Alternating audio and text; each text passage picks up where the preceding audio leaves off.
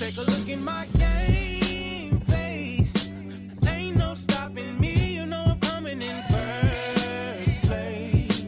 Won't stop until I get that ring. I'ma dominate all day. No matter who you bring, I will not lose.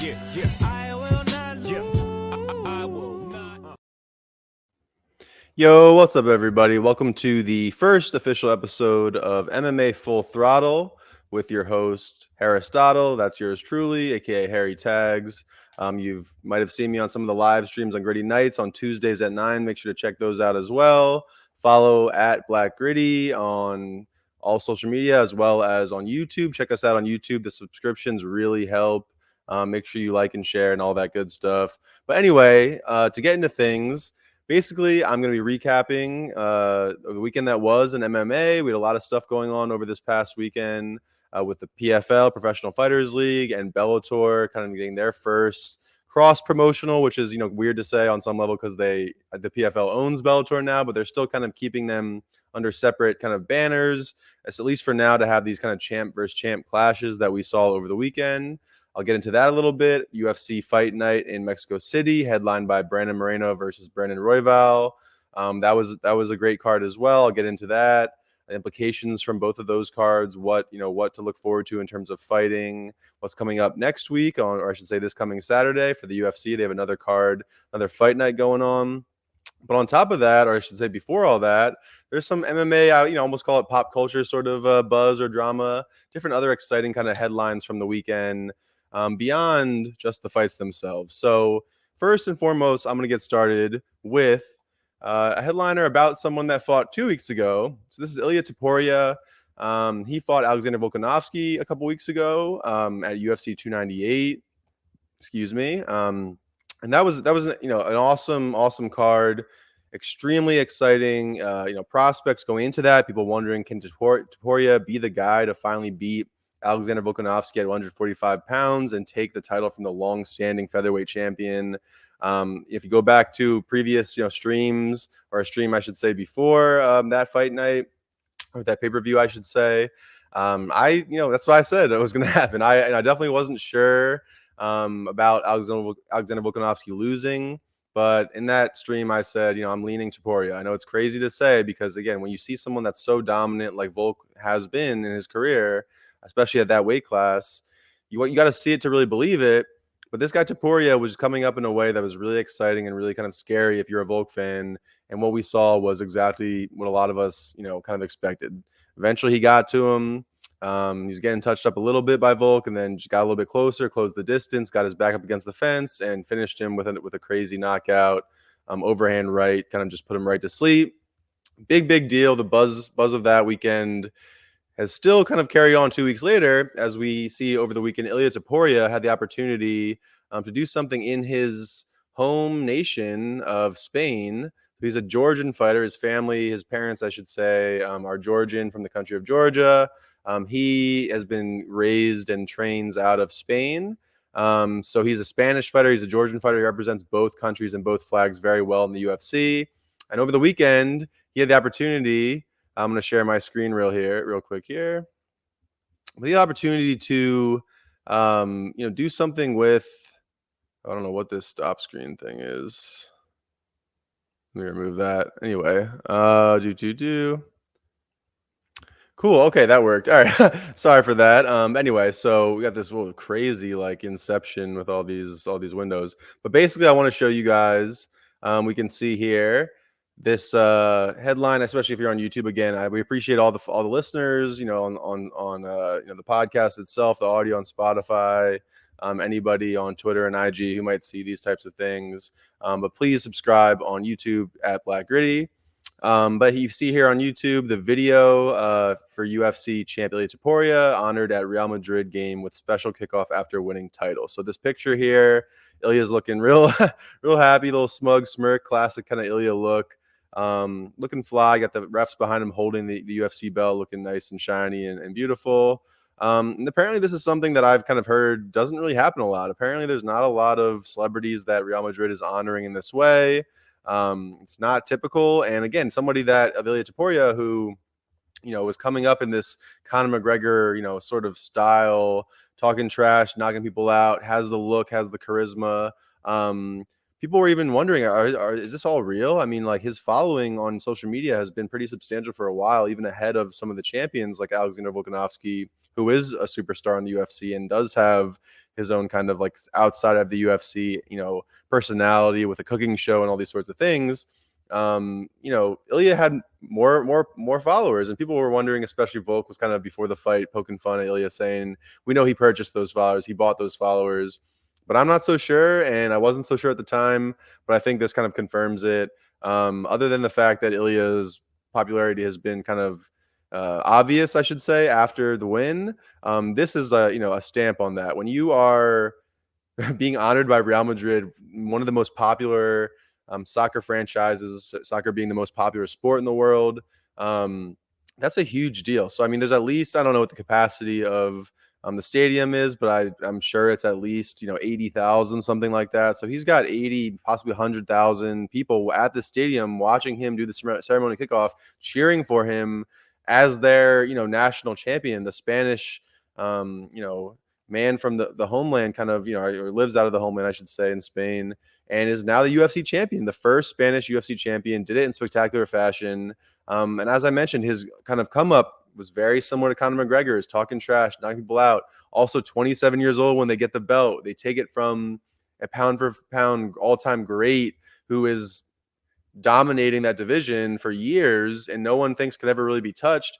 And then he knocks them out cold, which is what McGregor did as well. So both, I believe, were 7-0 in the UFC when they got this opportunity and then took advantage of it. And now, again, this is, I would say, similar in those ways, but in their own ways as well. McGregor's got the Irish fan base. He's very quick-witted.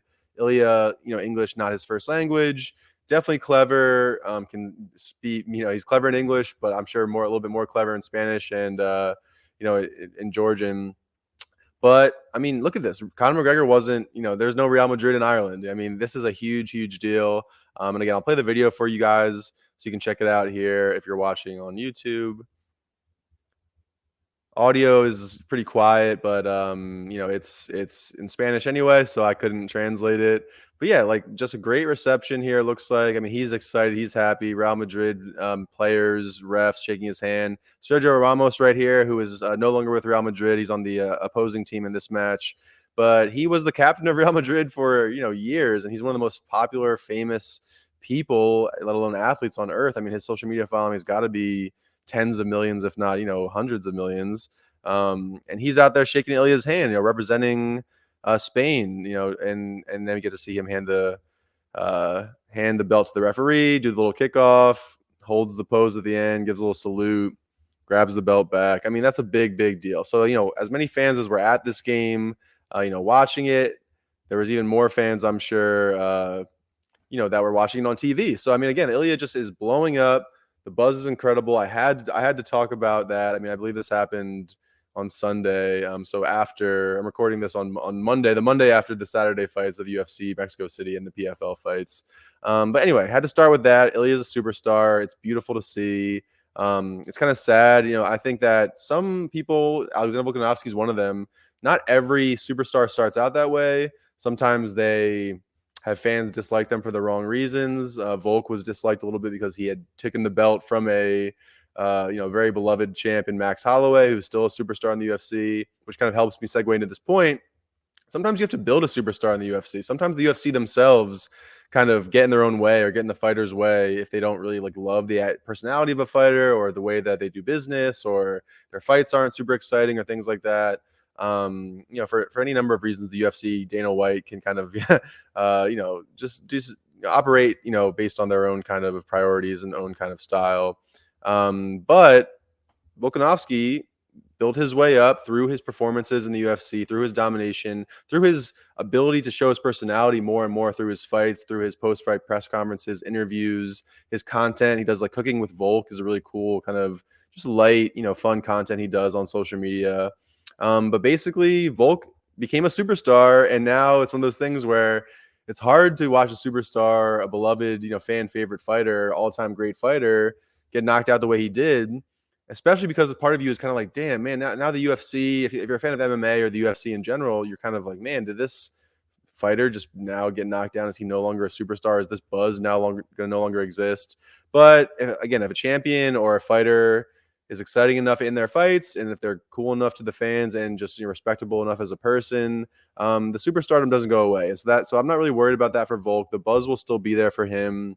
His next fight, whether it's against Ilia in a rematch or against somebody else after he takes some time off, will most likely be for the title. He was such a dominant champion for so long that I'm not really worried about that happening for him. In terms of him having to go fight some bums to work his way back up, or him not being a contender anymore. He's right there. I mean, like, at the end of the day, he was winning the fight against Ilia. Before he got knocked out. Was he dominating? No, but it's definitely one of those things where we have that superstar in Volk here to stay. But now we have another superstar in Ilia. So it's really exciting that there's just more kind of potential. Household is a rough household name, might not be the right terminology for MMA fighters at this stage in the UFC or in the stage in the sport. But Ilia is that type of fighter where it's like, as the sport becomes more popular, the same way people know, I don't want to say Conor McGregor, but the same way people know Alexander Volkanovski, Francis Ngannou, Jon Jones, Max Holloway, Jose Aldo, Habib Nurmagomedov. Ilia could be one of those guys where he is a MMA and UFC superstar. And again, whether, we're in America, I'm in America, you're listening to this, you might be somewhere else, but clearly in Europe, in Spain, Ilia already has a foothold that is super strong. And, it's only going to grow as he defends the belt more and more. So had to start out with that. But additionally, another kind of buzz that'll help us segue into the fights, because that, as much as that was a little bit of a sidetrack there, the co-main event of the UFC Mexico City fights was basically a number one contender fight, kind of for someone who might challenge Ilia for the belt. So it definitely is worth talking about, and I'll get into those implications in a little bit. But before I do that, I do want to kind of talk about how Jon Jones was in attendance, not at the UFC. Jon Jones, for those of you who might not know, arguably the GOAT. I would say he's the GOAT, greatest, of all time in MMA in general. But over the weekend, he was, he can be seen here. Let me see. There's little images. I'm looking up some kind of stuff to share in a second. But basically, Jon Jones attended the PFL Bellator card. He did not attend. He did not attend the UFC Mexico City card. He wasn't doing any UFC promotions. He's been kind of doing a little tour around Thailand and places like that. Just looking kind of to just, I guess, like, do some training in Thailand with some folks, to do some rounds for probably his own kind of social media content, things of that nature. But yeah, I mean, he was, even on the pod, it's one of those things where, I just to give those of you who might not be into MMA or might not know a lot about MMA, a little bit of a background. Francis Ngannou is the current champion, or not, I shouldn't say champion. He's the current, like, heavyweight, number one guy. I'll say it that way, in the PFL, Professional Fighters League, and he was signed from the UFC. So basically, Ngannou, I could do a whole show about Francis. He is this behemoth of a man. He is, when you imagine the heavyweight champion of the world in a sport, you imagine someone like Francis Ngannou. He's 6'4", 285, shredded muscle. And he also, knocks out people like, I mean, it's insane. They go right to sleep, touches you, it feels like you're dead, or it looks like you're dead. I've never been, hit by him before. But again, if you're watching on YouTube, you see here, there's a little bit of a video. I'll play it in a second, but Jon Jones and Francis Ngannou were kind of on this track to fight for a long time in the UFC. Jon Jones was the light heavyweight champion for a very, very long time. Dominant champion. Again, I could do a whole show about Jon Jones and how great he is and kind of the nuances of that. But it's one of those things where Jon Jones is 6'4", 6'5", really, really long reach, really long legs, always had the frame to potentially fight at heavyweight. And people always want to know, this guy's dominated this division for so long. What can he do against the best guys? And again, when I talk about what looks like a scary heavyweight champion, it's Francis Ngannou. Let me see if there's any pictures of him here. There's a little picture of Renan Barrera, who I'll talk about in a second. But yeah, Jon Jones, Francis Ngannou.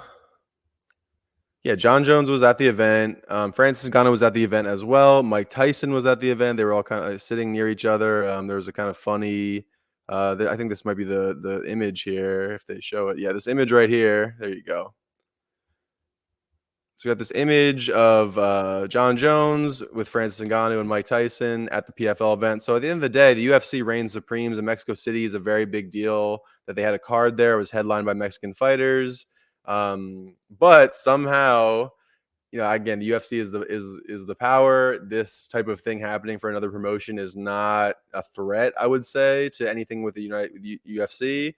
But it does mean that this organization is growing, and there are other organizations that have star power that are building themselves. So there are other options and viable options for kind of content that you might be looking for in terms of MMA that you might not want to watch the UFC all the time.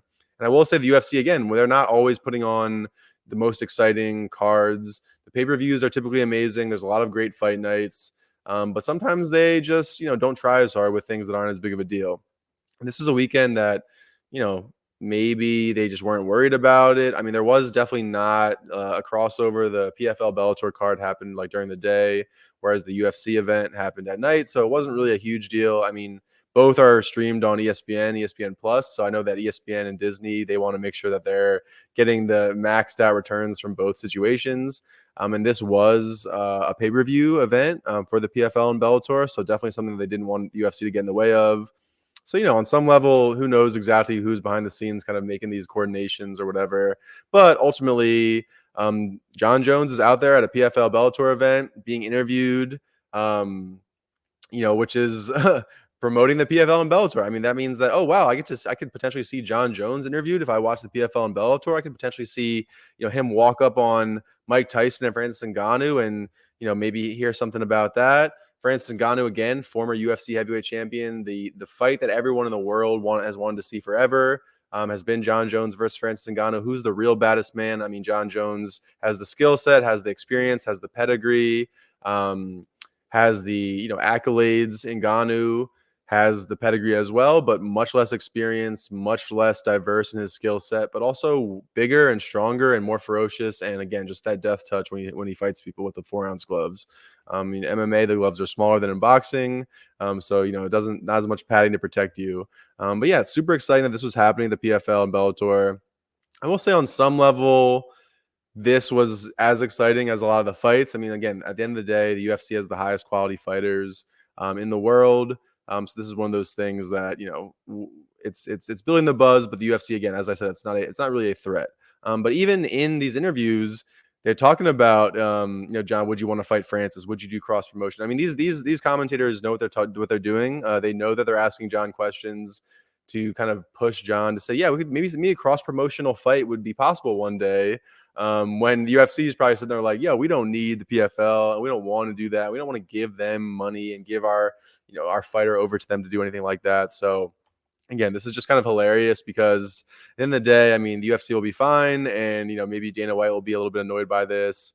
And the UFC brass might be a little bit upset. But ultimately, this is exciting for MMA. If you're a combat sports fan, this is cool to see. John was having a good time. Just having fun with everybody there. Him and Francis kind of sizing each other up again. Francis calling John, he's like, "You're fucking fat," and just all these different things are happening. John posted a video, or excuse me, this image here again. If you're watching on YouTube, this picture of John and Francis and Mike. I think John posted on Instagram like this picture saying, when Francis Ngannou asking me for $20 or something like that. So, they're having fun. There's some jabs here and there. It's cool to see the combat sports royalty in these three guys at this event. But ultimately, it was also exciting because, as you see here by this headline again, if you're watching on YouTube, it says which PFL versus Bellator champs could dethrone the UFC title holders. So I don't know if any of those people could, but they did challenge each other over the weekend, and it was exciting to finally see this, promotion versus promotion kind of main card. The main card was pretty much all champ versus champ, and I will say at the end of the day, the speculation for a long time for this sort of thing has been that basically basically none of these guys could beat the UFC people. There's the few guys here and there that there's some potential what ifs about, because they haven't necessarily fought the guys that would be the ones to know if they're the right guys for the job. But let me see here. I'm going to go back to this.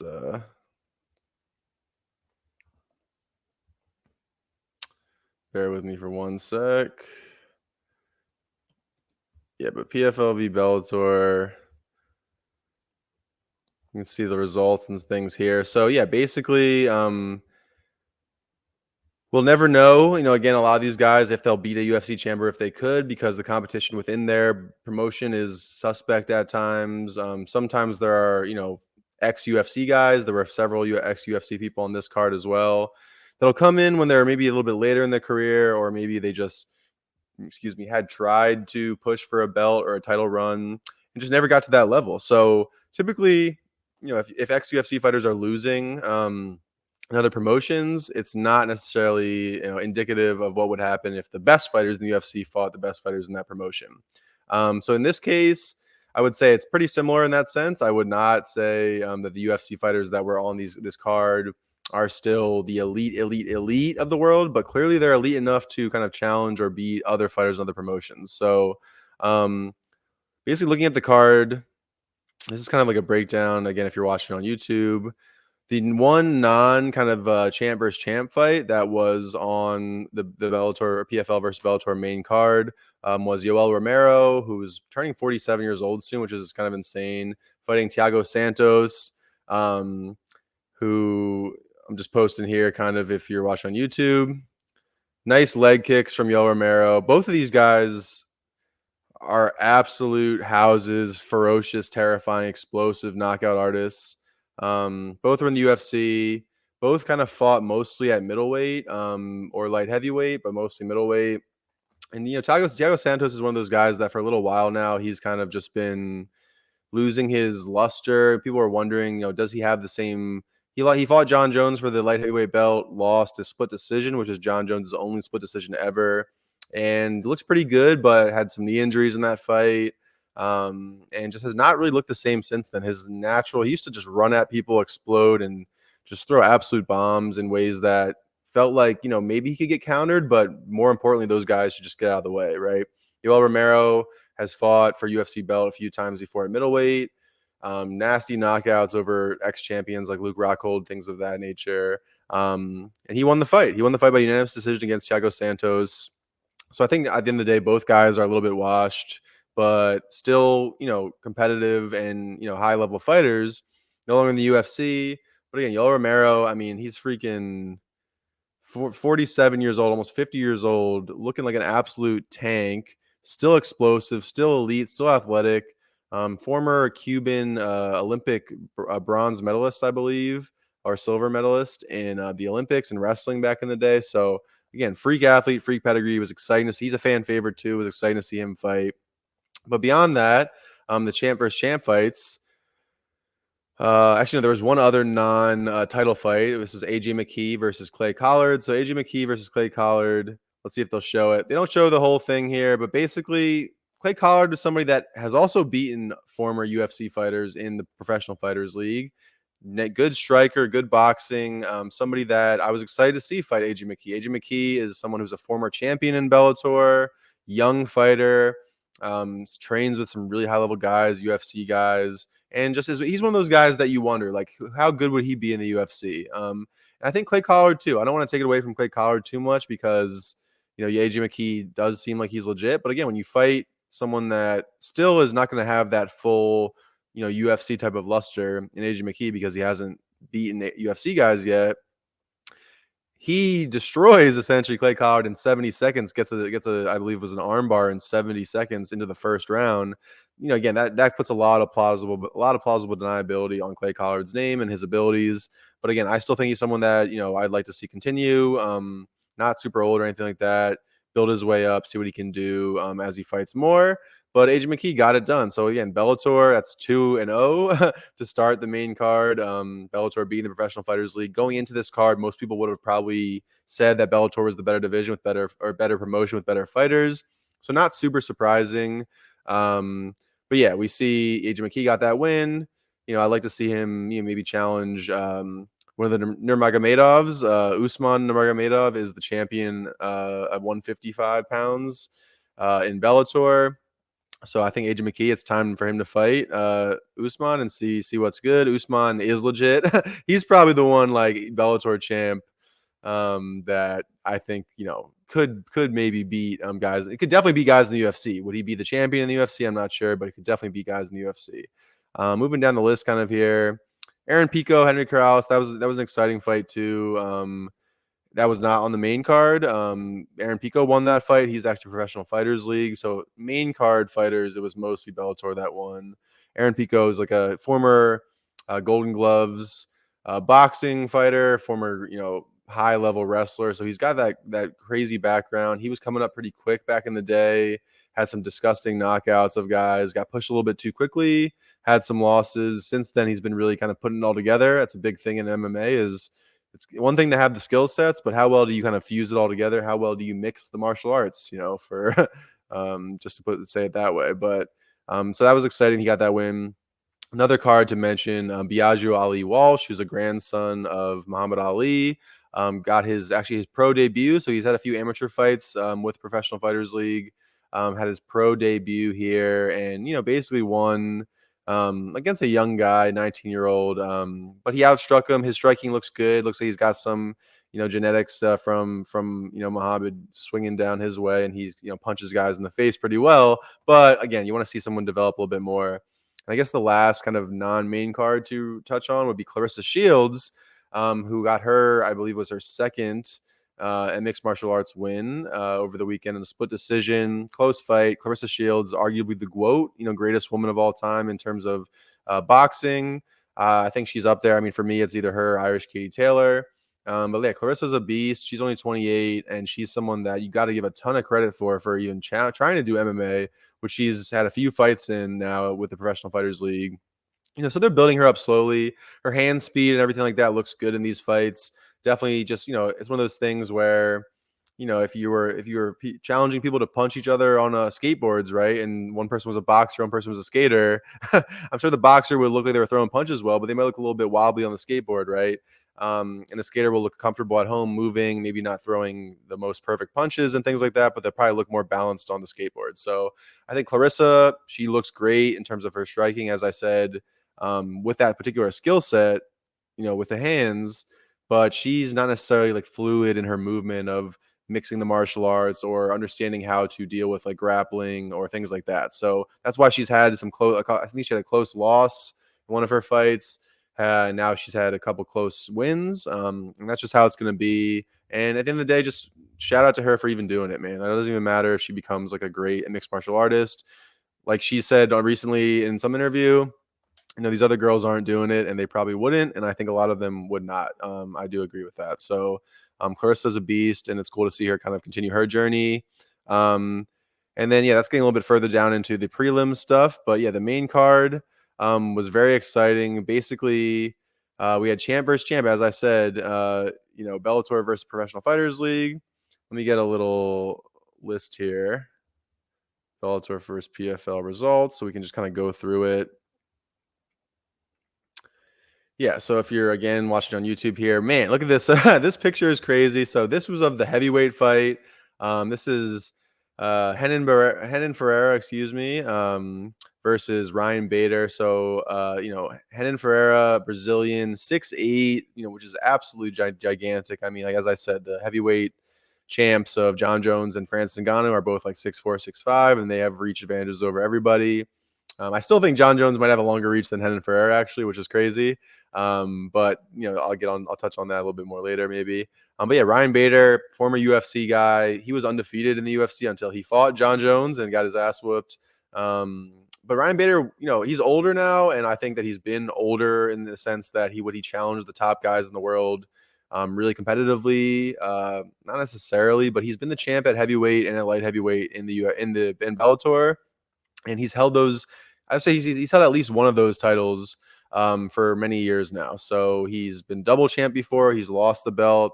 Vadim Nemkov actually was another guy that I didn't talk about. He fought and won over the weekend the heavyweight showcase. He was the light heavyweight champion for Bellator. But he's moving up to heavyweight because he wants those challenges. He's a monster. I think he's a UFC caliber guy. He's beaten Ryan Bader before. But yeah, Ryan Bader, again, very experienced, powerful guy, strong guy, good wrestler. Again, a longtime champion. Renan Ferreira, just a absolute, freak of nature with his size and athleticism and his striking and things like that. He's very creative, very fluid, very fast, moves very quickly. Definitely, not someone that is just, flawless or anything like that. But it's one of those fights that, people have been saying, like, going into the weekend, no shit, the result happened, what happened. And basically what happened was that Renan Ferreira knocks out Ryan Bader in 20 seconds, essentially. So the size difference is crazy. Ryan Bader, again, is a big, stocky guy, but he's only like 6'1". So is that a true heavyweight size? Not necessarily, unless you have crazy skill sets in other ways. But yeah, Bader basically threw a jab, trying to close the distance. Ferreira just did a pullback, backhand, knocked him down, and just finished the job on the ground. And Renan Ferreira's prize, as a result for his victory, or should I say his punishment, is that he gets to fight Francis Ngannou in Francis Ngannou's first Professional Fighters League showcase fight. So basically, Francis Ngannou got signed to the Professional Fighters League from the UFC with some kind of caveats in his contract, or not caveats, but kind of opportunities for him to go be a part of the PFL, but also go do boxing. And he recently fought the heavyweight champion of the world, one of the greatest heavyweights of all time, in Tyson Fury. No one thought he would ever be able to get a fight like that. And no one, again, Conor McGregor fought Floyd Mayweather back in the day, and Conor McGregor looked pretty good in that fight, but still he lost TKO, I think, in the 10th round or something like that. Just it was kind of almost just good to see someone perform well, win a few rounds against an all-time great. But that was really all that we expected. I mean, even that was kind of shocking to some people.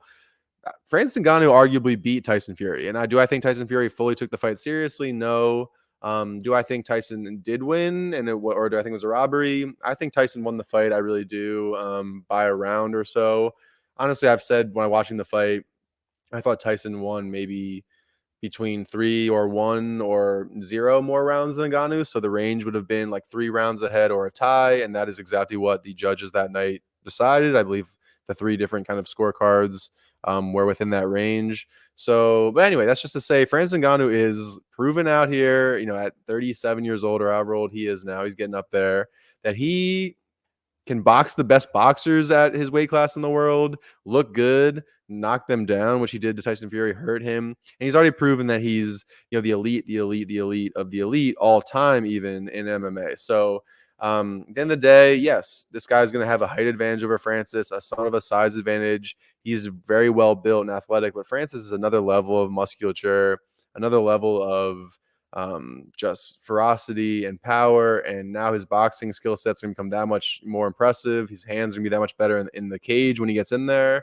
And he's someone, as I've said, I could talk about forever. His upbringing, his background, coming from Cameroon, where he had to, kind of migrate or walk across, the continent of Africa to get to, the Mediterranean Sea, to get to Europe, where he was homeless in France and walked into a boxing gym. And I mean, again, the things that he's been through in his life, he was shoveling sand to make, minimal money a day for his family while he was, going to school, then shoveling the sand, and then, kind of just doing these types of jobs, just to survive growing up. And look at him now, heavyweight champion of the world against all odds, right? He started late. He's boxed when no one said he could box. He became champ when no one said he could become champ.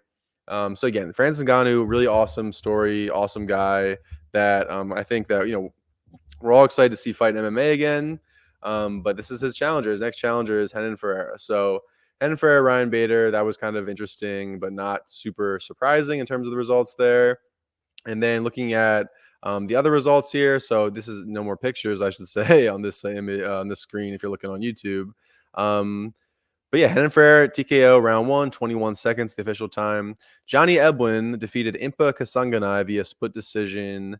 29-28, 28-29, 29-28. So, Johnny Eblen is a guy that the middleweight champion of Bellator, people thought maybe, is he the best middleweight in the world? Because he's got some well-rounded skill sets, striking, grappling. He's beaten some former UFC guys. And at the end of the day, he said it as well as, I do agree that it's possibly the case. After the fight, he said, some all-time greats sometimes have fights, they don't look their best. They don't show up or whatever it may be. And that was what he was saying this fight was for him. Impa Kasanganay, he is somebody that was in the UFC, up and coming. I do think he's a good fighter. I do think that he's improved since his time in the UFC. Do I think he's an elite, top 5 in the world, middleweight or light heavyweight? They fight kind of in between these two guys. No, I don't. And do I think it's fair fully to say that about him? Maybe not. I mean, he didn't have the opportunities to prove it in the UFC. He fought, all his fights were close that he was in. He looked good. He was, improving. But he is the one, for those of you who might have seen it, had the viral knockout got virally knocked out by Joaquin Butley with that spinning Taekwondo, back foot kick, where Joaquin Buckley kicks him. Kasanganay holds his leg, and then Buckley just uses that leverage to do kind of like a 180, 360 spinning kick to knock him out, in a very staggering, almost cartoonish kind of way. So that's what Impa Kasanganay has been known for a while now. He recently won the PFL Professional Fighter League $1 million tournament, which was something that PFL does in their promotion, where they have kind of like a league, or kind of throughout the year, and guys, the last man standing, who is the champion of that division at the end of the season, wins $1 million. So that's one way that they incentivize guys to sign with them, other than the base pay, which is, I think, maybe on average better, or at least better for some guys that couldn't get that money in the UFC. They also offer, this $1 million prize. So that's Kasanganay's kind of background. Eblin, again, he's beaten guys like Gegard Mousasi, who was former UFC elite fighters, former Bellator champions. He looks good, but I do think this is one of those things where he knows it, and he said it as much, like he's going to have to prove it again to show that he's an all-time great, or show that he really is on the level of these UFC guys that people think he might be able to beat. After this performance on Saturday, I think he's going to have to do it again, do something else for us to believe that. Jason Jackson, Bellator champion, defeated Ray Cooper III via TKO. Actually, I'm not totally sure if that was a champ versus champ fight. At least I believe Jason Jackson might be the champion, but not Ray Cooper. He's not the champion of the PFL. As you see here, I mentioned Vadim Nemkov got his win, submission via triangle over Bruno Capoloza, Yoel Romero over Thiago Santos, Adrian McKee over Clay Collard, as I mentioned, and then these kind of other fights I talked about too, Biagio, Ali Walsh, Aaron Pico, and Claressa Shields. But yeah, I mean, it was exciting. It was cool to see this event. I mean, it was definitely highly anticipated. People were looking forward to it. Did it work out the way that the Professional Fighters League and Bellator would have hoped? Did it kind of showcase the fighters in the way they would have hoped?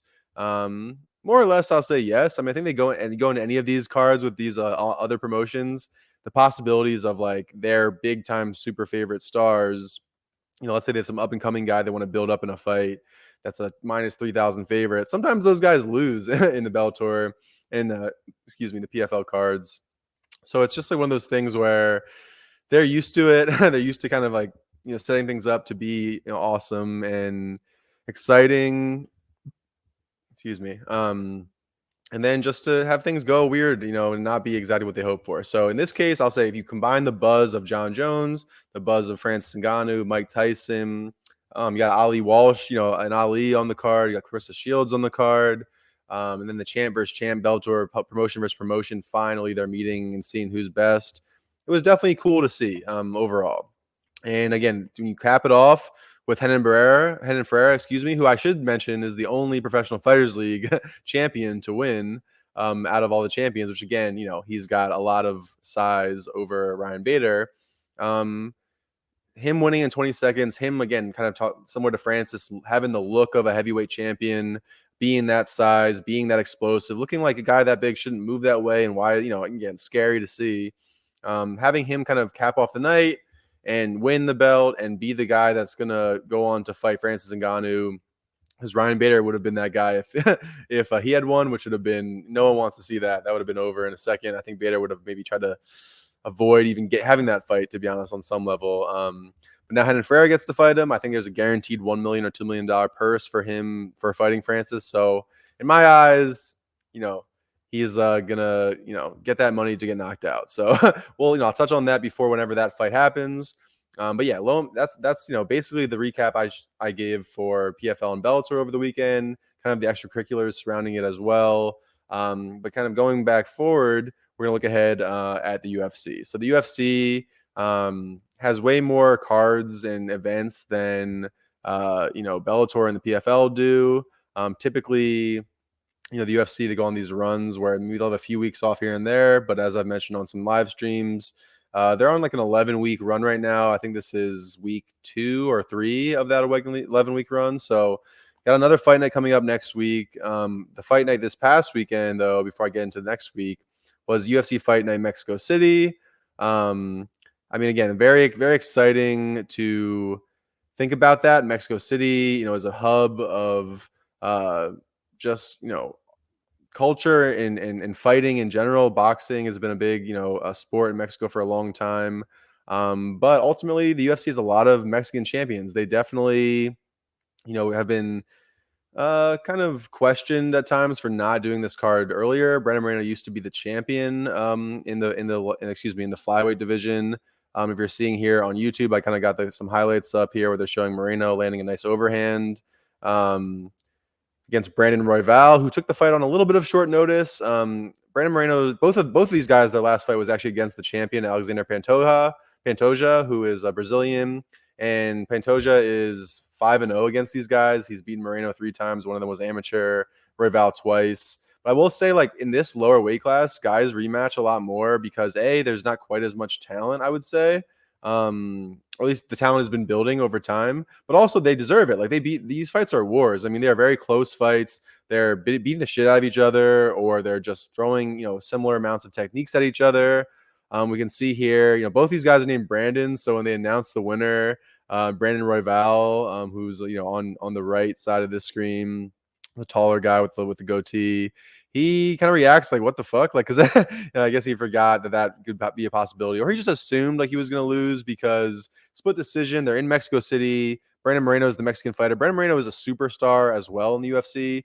He's someone that I've referenced before. We have these imposing figures in mixed martial arts, like Francis Ngannou. We have these characters like Conor McGregor. We have these suave kind of assassins like Ilia Topuria. We have these goofy kind of dads that are just also disciplined athletes like Alexander Volkanovski. And then we have guys like Brandon Moreno, who, as I alluded to in other, I've mentioned other streams, he's the one that loves to play with Legos all the time. He loves to build Legos all day long after he does, his fights, after he does his training. But then he'll go in there and have that Mexican, spirit, Mexican fighting spirit, as people talk about, and just go to absolute war with people, which is honestly always really great to see. And I'm a big Brandon Moreno fan, so I was a little bit disappointed over the weekend, to be honest, in his performance on Saturday night. So, he fought Brandon Royval. Royval threw something like 550 significant strikes compared to, Moreno throwing like 280 or something like that. Moreno landed at a higher percentage. I think he landed about 80 or 90 significant strikes compared to like 120 or something with Royval. So it's, it's one of those fights that's tough to decide. I mean, do you give more credit to somebody for damage? You give more credit to somebody for octagon control, or for volume of strikes, or for mixing up the martial arts? I think on some level it's fair to kind of look at a guy who just tries to implement more techniques in a sport that is called mixed martial arts. And if there's really it's very close to decide who should win between those two guys, that can be worthy of choosing at times. I mean, in this case, honestly, especially after watching his last several fights with Moreno, I'm speaking on, I was a little bit surprised how passive he was. He did a lot of moving around and kind of just elusive footwork, which was impressive on some level. And Royval is a high volume guy. But I've seen Moreno eat shots from powerful guys like Alexander Pantoja, Davison Figueiredo. He has gone to war, fought in the pocket, been knocked down, been bloodied. He looked, again, maybe on some level he's trying to not get into these wars as much anymore. He's only 30 years old, which is, basically in the middle of his prime. He's a former champion, a former 2-time champion. So he's told me that even though he's lost to the champion currently in Pantoja twice, lost to Royval now, he's younger than both of them, and he could go on another run soon. So I think a lot of us are disappointed in the performance of Brandon Moreno. I'm a little bit surprised by it. I'm excited to kind of hear maybe him talking this week or coming up about what his strategy was, or if he had any injuries or things like that. But I mean, even in the Pantoja fight, which I highly recommend to go look at if you've never seen any fight, honestly, it might be the best fight to watch. Pantoja versus Moreno, their most recent fight. But he had a broken hand for most of that fight. And he was still throwing it and still looking good. So again, I'm a little bit surprised in this fight, a little bit surprised at Moreno's performance, a little bit disappointed. And I would have liked, no, Royval, whatever. He's fine. He's got some exciting moves and skill sets as well. His nickname is Raw Dog, which is funny. It's kind of just someone was calling him that or something, and it stuck. It's nothing super crazy about the backstory. Brandon Moreno's nickname is the Assassin Baby, just to throw that back out there. But yeah, Royval's cool and everything, but Moreno is just that guy. He's super cool and just a big time superstar. So, and he has more power than Royval. So Royval is one of those guys. Again, he threw as many punches as he did, as many strikes as he did. Didn't even damage Moreno close to what other guys have or what Moreno has shown he can take. So ultimately, kind of a boring. I've seen people describe it as a war, but I think it's one of those things that people on social media and online just want to use those sorts of phrases and terms now when they don't always apply. So it was not a war. It was, a competitive, decent fight, but especially for what we expected, especially what that division usually does, because there are just a bunch of firecrackers down there and they get finishes all the time too. It was disappointing. It was a little bit boring. And yeah, I'm not super, super pumped about that fight.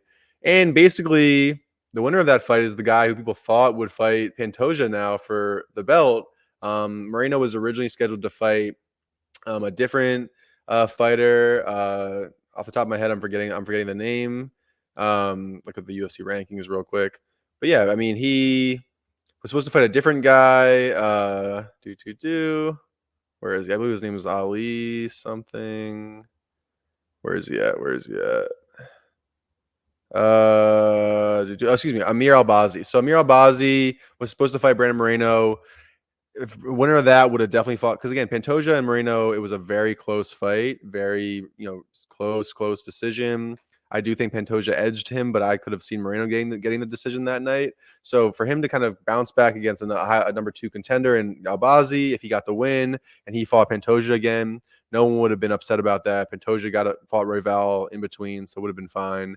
Now it's like one of those things where Moreno was almost like opportunity for the UFC just to kind of bump Moreno back into the title fight, right? I think people expected him to win. He was a big favorite, even though Royval is a really good fighter. And it just worked out this way where Moreno didn't get the win, and now we have Royval, who's not as exciting. I was not as competitive with Pantoja in his fight. It was a very good fight as well, but not as competitive. Does not have the same power that Moreno and Pantoja have. So do we really want to see Pantoja run it back with Royval? I don't think so, to be honest. I think that Amir Albazi is going to come back from his injury and either fight Brandon Royval or possibly. I mean, honestly, this division is kind of up in the air. Manel Kape is somebody who missed weight recently. He's the number 6 guy. So, it's kind of up in the air, but I'm leaning towards Amir Albazi fighting Royval and the winner of that fighting Pantoja. Or, I guess they'll just throw Royval back in there. Honestly, they might just throw Albazi in there just to do it. Sometimes the scheduling and the kind of time of the year and who's healthy, some of that stuff gets to be factors as well. So we'll see what happens with that. But anyway, kind of touching on some other fights. Let me see here. See the schedule. Go to the schedule here. This is always cool to see if you ever go to ESPN.com. You can go to the UFC schedule or the MMA schedule in general. Let me see. We can do something from. This is just looking ahead. We have some past results here. So yeah, let's go to the Moreno Royval. There we go. Here we see the breakdown. You can see the significant strike totals and things like that. I don't believe that Bellator and PFL show these types of stats on ESPN yet. But the UFC does. So you can see, so Moreno landed like 30 less significant strikes, but he threw 300 less. You know what I mean? He had more control, but again, so it was a close fight. I think, again, I'm not really sure. I think I would have been happy if Moreno got the decision as well.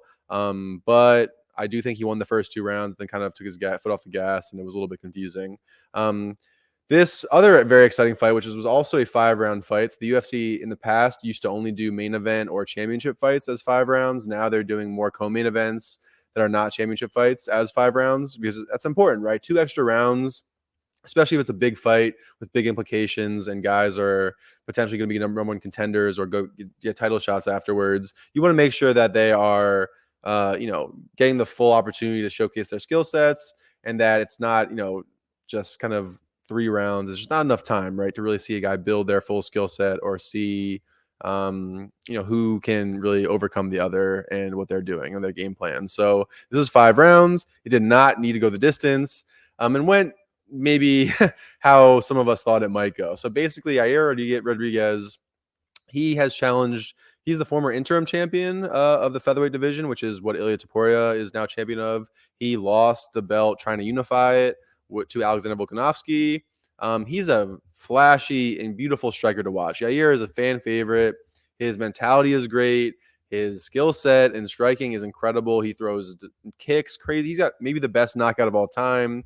A last second, like up elbow. Basically, some guy's running at him and he ducks and just throws his elbow up backwards, knocks the guy out cold.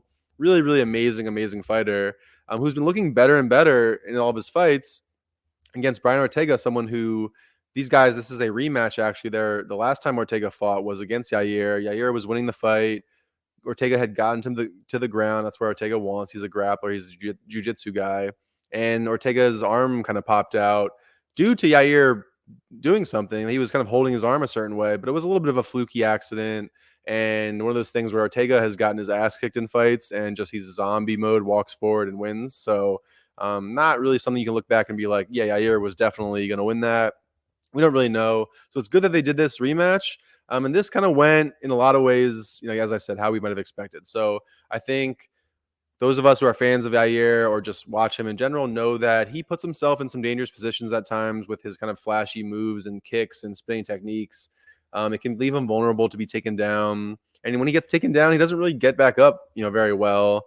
Even though he has good grappling and jiu-jitsu and nasty kind of strikes from the bottom and all these dynamic things, he has trouble protecting himself from getting taken down, which is called takedown defense, if you don't know. And he also has trouble getting back up. So it's one of those things where Ortega is not like an imposing, explosive wrestler, but he knows how to wrestle and he knows how to do jiu-jitsu, and he's got a lot of endurance and stamina. And he actually also twisted his ankle right before the fight started, jumping up and down while his name was getting announced, which made it kind of interesting. Like, oh man, Ortega might be hurt. And then he got his ass kicked in the first round. It was basically 2 10-8 rounds. So 10-8 for Yair first round, just beating the shit out of Brian, almost finishing him, blooding him up, making him look bad, really, really close to winning that fight in the first round. But again, Ortega is a zombie, so he might have not been as close to finish as we thought. And then Ortega takes down Yair and just dominates him on the ground the second round. And then the third round is more of the same of that. And Ortega gets the submission over Yair. So basically, we're all sitting here like, man, Yair, if you could just not get taken down so easily and not get sat on top of and just held down, then maybe, you could beat all the best guys. And also, Yair is the type of guy we would have loved, as fans of the sport in general, would have all loved to see him fight Ilia, right? He said before the fight against Brian Ortega, he said, someone asked him, would you want to fight Ilia? And he said, no, I want to fuck that guy up. That's what he said. So he, typically a respectful guy, has this animosity towards the current champ. 2 amazing strikers, different styles. Would have been fiery, would have been awesome, would have been sick to see. Still could happen one day, but now Yair just lost that chance. Ortega, does he get the immediate title shot now off of this win? I don't think so. I think it's either going to be Mosar Evelev, who is, I think like the rankings up still, but we see, Mosar Evelev is number 5. Ortega is number 4, so he's ahead of him. But I'm not so sure. I think right now it's between Ortega, Evelev, and then Max Holloway fights at UFC 300. So we'll see what happens with that. But ultimately, I'm leaning towards maybe Evelev will just get it because I think Volk's going to take some time off. Ortega probably needs a little bit of time to recover as well. And Max has that fight coming up, which I think he's going to, if he wins or loses, it's going to be brutal. So he'll need time as well. So maybe I'm leaning Evelev. But we'll see. Again, scheduling and all that stuff matters as well. So going back to just see some other fights on that card, if there was anything else that stood out, honestly, it was a pretty slow and boring kind of card for the most part. I will say, though, that the third fight here, Daniel Zellhuber versus Francisco Prado, was brutal in an exciting way. So these guys, wasn't most high level in terms of the kind of the fights that were, after this one, the co-main, the main event. But it was a good fight to see. Kind of a shorter brawler with good movement in Prado against Zellhuber, who was taller Mexican guy. Honestly, it looks like based on this that, yeah, there was a few Mexicans that didn't win, but a few that did. So thankfully that kind of softens the blow. It sucks that the top two guys didn't win in Mexico for Mexico City, but it is what it is. It's how it goes. But yeah, Zalhuber and Prado were very competitive first round. Competitive second round as well, but Zalhuber was starting to figure it out. He had the range advantage, and he started just putting it on Prado. Prado had some nasty cuts under his eye that he fought through, because that's how it goes, man. These guys are tough as hell, and it's great to see. And it's very inspiring in many ways to watch these guys, go through this stuff and just, still go fight, because they're not just fighting to be fighters, right? They're fighting because this is their passion, their dream. It's beyond just they want to beat people up. So really cool to see that. Excuse me. And yeah, honestly, for the most part, that was the headline, from this fight night. Could have been better. Could have been more exciting. Could have been a little bit paced, a little bit better. I mean, it wasn't the most. You see here, there's some KOs and some split decisions and some subs and things like that, but it wasn't super fast card. It kind of ended, I think, around 1 a.m. or later. So I was pretty tired at the end of all that, that day with PFL and this. But yeah, it was very, very high level at the end. And overall a weekend with a lot of exciting implications, as I said, for things coming up. So coming up, based on these fights, the Yair Rodriguez, Brian Ortega, and the Moreno Royval fights both could have been, the winner gets the next title shot. As I said, I'm not so sure either will, but that's the case. And, Ilia, we'll see what happens. We'll see if he calls out anybody. He's been calling out Conor McGregor, who, now I don't think he could ever make 145 pounds again. He's gotten so jacked, but of course you're going to call out everybody and just get your name in the news, get your headlines going, get the buzzwords going. So yeah, that's basically the recap over the weekend. And what's to come in the UFC, we can check here, staying on the UFC schedule page here on ESPN.com. So I wish that, yeah, the O'Malley Vera to UFC 299, I wish that was the next one. But basically we're going to be seeing here another fight night at the Apex in the UFC, in Las Vegas for the UFC, which is honestly not the most exciting place for the events to happen. It's a very small venue, not a lot of fans. The excitement isn't really there on the screen. You can tell when you're watching. So, but if you're a fan of the fights, you also get to hear kind of the coaches more, over the audio. You can hear the fighters talk shit in the cage a little bit. You can hear the punches and the kicks a little bit better. So it has its place in the world. But we see here we have Jairzinho Rozenstruik going up against Shamil Gaziev. Shamil Gaziev, undefeated. I mean, he's somebody that people are talking about. Like, is he going to be the next UFC champion? Is he going to be the guy at the end of this year? Is he going to be the one that's the champion holding the belt? I don't know. I'm going to have to see him fight more. Again, he's one of these, just scary looking grappler sort of guys, right? So, with strength and power and all that. But Rozenstruik is somebody that, before he fought Ngannou and got absolutely destroyed back in the day, he was touching people and they were going to sleep. He's really not as big as Shamil is. He's not as big as Francis. But he's a Dutch, I believe, kickboxer. That's his background, and he's got great striking. I've seen him knock guys out cold which was just short jabs. I mean, he really is an exciting guy to watch. He is not the favorite in this fight, so I think that's, again, because of the hype about Shamil and what he might be able to do. But again, Rozenstruik, anytime you're watching heavyweights, man, guys could get knocked out anytime. So it's always exciting to see. Rozenstruik happens to be one of the top, maybe, three, top 2 or 3 biggest knockout guys in the UFC heavyweight division. So I'm excited for this fight. The headliner should be good. Man, I think I'm going to lean towards Shamil just because I think Jairzinho, again, when you come from a specific genre or skill set or discipline as your background, if it's striking, I feel like it's a lot harder to kind of not stick with some of your habits or stick with some of your tendencies that might allow grapplers to kind of take advantage of. Jairzinho's definitely worked on that sort of stuff in the UFC, but I just think if this guy's got the grappling background that he has, he has submission average here. If you're looking on on your screen here on YouTube, 1.75 subs per per submission averages, or the attempts, I should say. So he's attempting that many submissions per fight. It means he's going for it, right? He's trying to take guys down. He's landing a lot of strikes per minute as well. So he's really an imposing guy who's gonna probably get the beat down on Jairzinho. I think it's a decent odds. But at the end of the day, don't get touched, right? That's why heavyweight fighting in boxing and MMA, it's always so exciting and scary because it doesn't really matter. Everyone's got a chance. The few guys that are maybe undersized at heavyweight don't have power. Maybe not so much, but when you get to the elite level, it really is anybody's game. So we'll see what happens here. I'm going to lean towards Shamil. We see here Vitor Petrino undefeated against Tyson Pedro. Petrino's the big favorite here. Pedro, veteran in the UFC, athletic guy, has knockout power. I'm going to lean towards the younger guy, undefeated. You even see here he's got looks a little bit more chiseled in these pictures, which is, I think that is not always indicative of what's going to happen. But ultimately, cardio is a killer in MMA and in any fighting or any sport. So if you are in great shape, you're going to do well. Alex Perez, Muhammad Makayev. Honestly, this might be the sleeper kind of flyweight fight that could lead to the next challenger for Alexander Pantoja. So I said that Moreno and Royval didn't necessarily do enough to maybe get that shot, especially since they both just fought the champ not too long ago. Perez has been a high-level guy, not quite on the level of a Moreno and Pantoja and those guys. He's lost to those guys before, but he's still on that level. He's still really good, and if he beats Muhammad Makayev, who is like basically the person that everyone's picking to be the next, maybe not next, but future and long-standing champion at flyweight division, 11-0, 23 years old, super young. He has the opportunity with a few more fights to become the youngest champion in UFC history.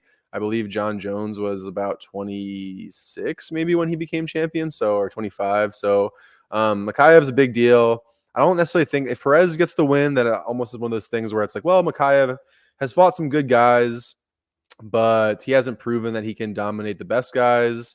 So maybe Perez doesn't get quite the shine he should get off of that win. But ultimately, Makayev, if he gets a win over a guy like this and it's impressive, again, without there being a ton of buzz around other guys in that division, I think he might be the guy to jump everyone else for that shot. So against Pantoja. So we see here, man, next fight, Umar Nurmagomedov, who is, yes, he is Habib Nurmagomedov's cousin. This guy, 16-0, minus 1,200 favorite is insane, but like that's how good this guy is. He is one of those guys. Yes, this is his last name as a part of the reason, but also his skill set. He has him and his brother Usman, who I mentioned earlier as the Bellator lightweight champion. They can grapple, maybe not as well as Habib. I should say their skill set in grappling is probably as good. They might not be as physically imposing like Habib was. But they can strike, and Habib was not a striker. These guys are dynamic, knockout. Like they are great at everything, elite at everything. So Umar, his most recent scheduled fight was supposed to be against Corey Sandhagen, who is arguably like the not uncrowned champ in the bantamweight division, but someone that has basically deserved a title shot for years now and hasn't gotten it because of again scheduling, injuries, timing, things like that. But he was scheduled to fight Umar before Umar has even fought anyone, that's a bridge to get to Corey. He was supposed to fight Corey. And that didn't happen because I believe Umar had an injury or Corey had an injury.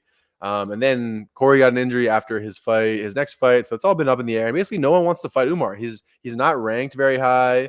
So it's really like doesn't look great. I'm going to fight this guy who's not ranked and I'm give up my ranking. Like why would I do that? But real fans know Umar's that good. He's going to win. I'm like extremely confident. It'll probably be a finish. He is just that good. And, if Corey doesn't get a title shot soon, I think Umar will end up fighting Corey and that'll be a number one contender fight. So this is almost like a 2 fights away situation for a title shot for Umar, which is exciting. And then going a little bit further down the list here, just going looking at these prelim fights.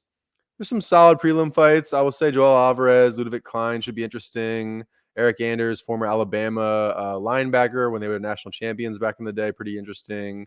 Matt Schnell, Steve Urseg should be a banger. Again, I think he's bantamweight or flyweight. Yeah, the flyweights are always throwing hands like crazy. Schnell has been in some absolute wars. But then the last fight I'll talk about for this card is Raul Rojas Jr. versus Ricky Tercios. Raul Rojas Jr., you can see here on the screen if you're watching on YouTube. He's only 19 years old. So youngest fighter in the UFC. He got signed, I believe, when he was 17 off of Dana White's Contender Series. Very skilled fighter. He's talked a lot, about becoming the youngest fighter ever and thinks he could beat the champions already and stuff like that. Then he kind of got dog walked a little bit when he went up in competition against somebody. I don't think it means he's not a UFC caliber fighter or anything like that. It just means that he needs to slow his roll, take his time, build himself up to that level. Ricky Tercios is the most recent winner of the Ultimate Fighter, Tough, as it's also known. He coached by Conor McGregor and Michael Chandler this past season. Ricky Tercios is like really hippie vibes, but also like a warrior and so motivational and inspirational in the stuff he says. Post fight, he always is putting down great speeches, and I'm really rooting for Ricky. I do think he's going to win as well. Rojas, I think it's a good matchup. I don't really see. Do they have the odds here? I don't see the odds for that fight. This fight was actually supposed to be this past weekend on the Mexico City card. Rojas Jr. being Mexican himself. But Rojas Jr. got a little bit sick. I forget exactly what it was before the fight. Had to pull out, but clearly not bad enough that he couldn't turn around and fight the next week. So that's the last fight I'll talk about for that card. Pretty exciting, up and coming stuff. In the UFC, and as I mentioned, all that stuff that was happening this weekend. So thank you for sticking with me on this episode, an hour and 6 minutes. So I think it'll get smoother, it'll get a little bit more organized as we keep going. Again, first episode, but ultimately my goal with each of these, we'll see if I break it down into smaller episodes or episodes throughout the week. But I want to recap the fight nights or the events that happen each weekend. If there aren't things happening that weekend, I might just kind of do more of the breaking news or more of the kind of headline stuff that I did in the beginning of the episode, and then talk about what's to come. So again, if it's not like the next weekend we have a card and I have to talk about something that further down the line, clearly looking at the video, if you're watching on YouTube here, you saw me showing a bunch of different images and videos that I could have gone further in depth in with kind of the breaking down of stats or the styles of fights. I mean, there's a lot to talk about for sure in MMA. We'll see how things get broken down as we do this more and more. But yeah, I really appreciate you all for sticking with me for this episode. Again, follow Black Gritty on IG or TikTok. Make sure that you follow me if you want to on social media at Harry Tags on various things, Twitter, Instagram. Haristotle is my Xbox gamer tag if you find me there. But yeah, I really appreciate you all. Excited to keep talking more MMA, and make sure that you also watch us on the live streams, Gritty Nights, on Tuesdays at 9 p.m. here on YouTube. If you catch us on Instagram or Twitter or Spotify, we appreciate that very much. But make sure you subscribe to Black Gritty on YouTube as well. And yeah, excited to do more of this and appreciate you all for listening. And if anyone ever has any MMA questions, on the live streams when we're doing that, please throw them in the chat. If anyone wants me to do more breakdowns or get more specific into the techniques or into specific fighters or, any sorts of just like kind of, more niche kind of, content regarding MMA or boxing, I'd be happy to and love to hear from you all. So anyway, appreciate you all very much. Thanks for stopping by. This is Haristotle, MMA Full Throttle with Haristotle, and I'll catch you next time. Peace.